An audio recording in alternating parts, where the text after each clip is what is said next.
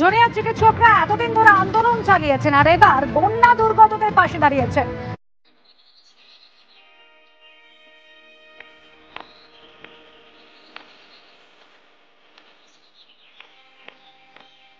বন্যায় প্লাবিত কেশপুরে হাজির আরজিকর মেডিকেল এবং মেদিনীপুর মেডিকেল কলেজের জুনিয়র চিকিৎসকরা। টাবাগেড়া এলাকায় খোলা হচ্ছে মেডিকেল ক্যাম্প। সেখানে রোগী দেখছেন দুটি মেডিকেল কলেজের প্রায় 30 জন জুনিয়র চিকিৎসক। ওষুধ বিলির পাশাপাশি ত্রাণও বিলি করা হচ্ছে।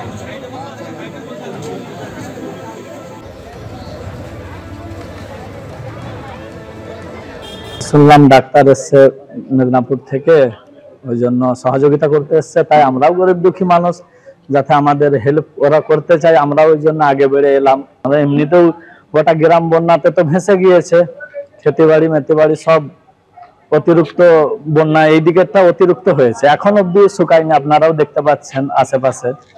সেই জন্য এসেছিলাম যে কি পরিষেবা দেয়। আজকের কর্মসূচি হলো যেটা, যেমন আমরা ত্রাণ শিবিরের আয়োজন করার চেষ্টা করেছি। এই জল জমার মধ্যে যত লোক অসুবিধায় আছে তাদের যা নিত্য প্রয়োজনীয় ওষুধ বা যতটুকু খাবার আমাদের যতটুকু প্রোভাইড করার সামর্থ্য আছে, আমরা আমাদের তরফ থেকে জুনিয়র ডাক্তাররা যারা প্রতিবাদে নেমেছি তারা প্রোভাইড করার জন্য এই ক্যাম্পটা আমরা আয়োজন করেছি। আমাদের মেদিনীপুর মেডিকেল কলেজ থেকে আর আরজিকর থেকেও কিছু না আছে মিলিয়ে ওই আনুমানিক 30 জন মতন টিম আছে। আজকে আমরা শুরু করলাম কেশপুর থেকে, এর পরবর্তী পরের সপ্তাহে আমাদের পরিকল্পনা আছে অন্য একটা জায়গায় গিয়ে করার। টানা 42 দিনের আন্দোলন শেষে আজ থেকে বিভিন্ন সরকারি হাসপাতালে কাজে যোগ দিলেন জুনিয়র চিকিৎসকরা। আরজিকর মেডিকেল কলেজের জরুরি বিভাগে সকাল থেকেই কাজ শুরু করে দিয়েছেন তারা। এর পাশাপাশি রাজ্যের বিভিন্ন জায়গায় তারা কাজে যোগ দিয়েছেন। আপনাদের সেই ছবি দেখাচ্ছি। Bankura Sammilani medical college, Malda medical college, Tamralipta medical college, Diamond Harbour জেলা হাসপাতালে যদিও তারা এখনো পর্যন্ত কাজ শুরু করেননি, বিকেলে জিবি মিটিং করে তারা সিদ্ধান্ত নেবেন। অর্থাৎ বেশিরভাগ যে মেডিকেল কলেজ রাজ্য জুড়ে সেই সমস্ত মেডিকেল কলেজগুলিতে তারা আজ কাজ শুরু করেছেন, তবে জরুরি পরিষেবার ক্ষেত্রে তারা কাজ শুরু করেছেন।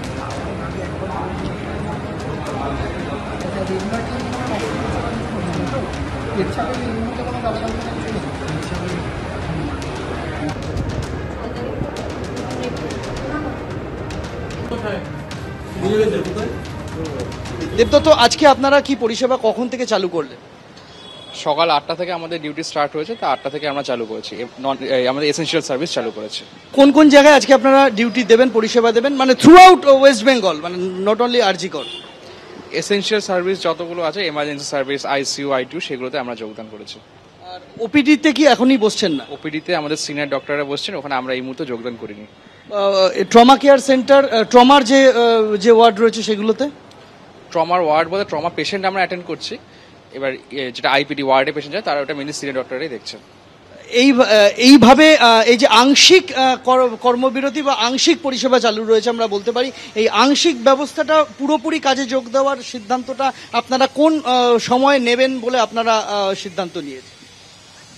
সুপ্রিম কোর্টের নেক্সট হিয়ারিং 27 তারিখে, তো সরকারকে ওই জন্য আমরা রাজ্য সরকারকে অনুরোধ করছি যে তার মধ্যে আমাদের যা মানে সেফটি সিকিউরিটি অ্যাড্রেসাল দরকার, সেগুলো যেন ঠিকমতো স্টেপস নেওয়া হয়। তো সেই পর্যন্ত আমরা টাইম লাইন দিয়েছি, তো তার মধ্যে যদি না হয় তাহলে আমরা হয়তো কমপ্লিট সিজওয়ার্কের দিকে রিসর্ট করতে পারি। আমরা এসেনশিয়াল সার্ভিস শুরু করেছি, আপনারা দেখতে পাচ্ছেন বিভিন্ন ডিপার্টমেন্টে বিভিন্ন ডাক্তাররা জয়েন করে গেছে এবং রুগীও সেই রকমভাবে আসছে। আর আমরা পরিষেবা চালু করেছি এসেনশিয়াল সার্ভিসগুলোতে, প্রত্যেকটি ডিপার্টমেন্ট সবই, মানে এসেনশিয়াল সার্ভিসের মধ্যে সবই আছে মোটামুটি। ধরুন গাইনোকোলজি আছে, অর্থোপেডিক আছে, সার্জারি আছে, মেডিসিন আছে, ট্রমা আছে, ট্রমা যেটা সব থেকে বেশি ইম্পর্টেন্ট, ট্রমা কেয়ার সেটা আছে, ওটা তো আছে, অবভিয়াসলি আছে। কিছু কিছু ওপিডি হচ্ছে না, মেডিসিনের কিছু কিছু ওপিডি হচ্ছে না, এন্ডোক্রিনোলজি বা এই সমস্ত ওপিডিগুলো হচ্ছে না, ঠিক আছে। বিভিন্ন রকমভাবে ধরুন মানে গ্যাস্ট্রোর যে ওপিডিগুলো সেগুলো হচ্ছে না, ইমার্জেন্সি ছাড়া যে ওপিডিগুলো হয় সেইগুলো হচ্ছে না এই মুহূর্তে। সেফটি সিকিউরিটি এবং থ্রেট কালচার রিলেটেড যে ডিমান্ডসগুলো আমরা দিয়েছিলাম সরকারের কাছে, সেইগুলো নিয়ে সরকার একটি প্রোফর্মা আমাদের দিয়েছেন, আমরা কিছু ডিমান্ডস রেখেছিলাম, সেই অনুযায়ী একটা ডিরেক্টিভস ওনারা দিয়েছেন। এবার আমরা কাজে জয়েন করেছি, ইমার্জেন্সি সার্ভিস শুরু করেছি।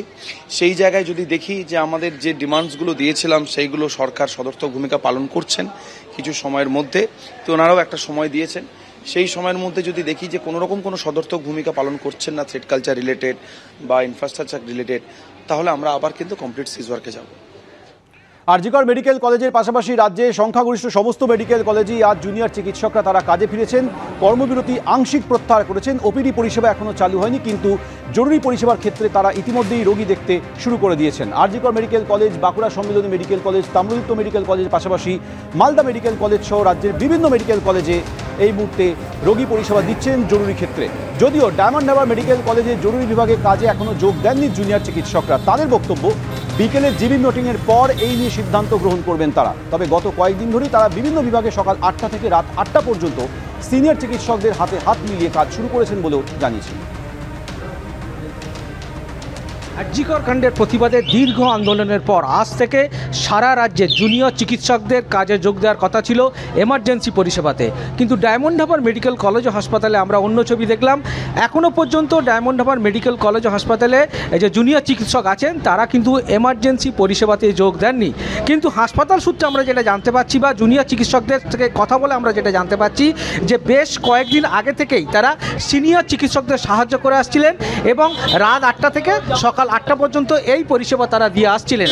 আজ বিকেলে জুনিয়র চিকিৎসকদের একটি জিবি মিটিং রয়েছে। সেই জিবি মিটিং থেকে সিদ্ধান্ত হওয়ার পরেই আগামী দিনে তারা এমার্জেন্সি পরিষেবাতে যোগ দেবেন বলে জানা গেছে। গৌতম মণ্ডল, এবিপি আনন্দ, দক্ষিণ 24 পরগনা।